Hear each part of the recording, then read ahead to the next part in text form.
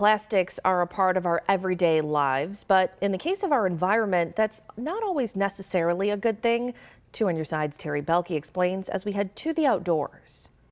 Technology is a double-edged sword. In many ways, its advance has made our lives easier, but there have been negative effects as well.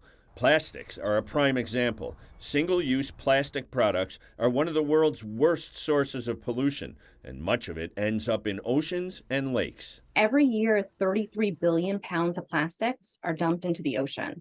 And that's about the amount of dumping 2 garbage trucks full of plastic into the ocean every minute. That's really every minute of every hour of every day. Oceana is an international organization that was founded in 2001. They're focused on ocean conservation, and in the case of single-use plastics, they have more than their hands full. And unfortunately, as plastic production grows, and it's growing at a rapid rate, increased amounts of plastics are going to be found in our oceans, waterways, and communities, and that's going to have devastating consequences. Plastic is cheap to make, plentiful, and very slow to degrade.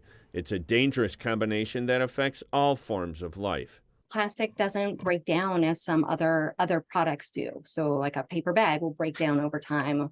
Plastic, it does break up into smaller and smaller pieces, but those pieces are going to stay there for a very long time. Microplastics have been found everywhere, from remote regions in Antarctica to isolated islands in the Pacific. The Great Lakes are no exception.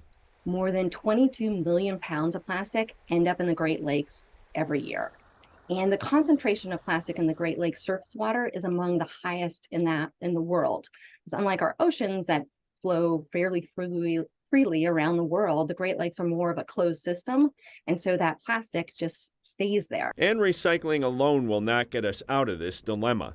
The solutions begin with awareness and personal responsibility. The solutions are really common sense. We just need to stop producing and using so much unnecessary single-use plastic and to move to reusable and refillable containers and systems. And in a lot of ways, it's going back to what earlier generations did, but we can improve on that because we have more technology. Taking you to the outdoors, I'm Terry Belke.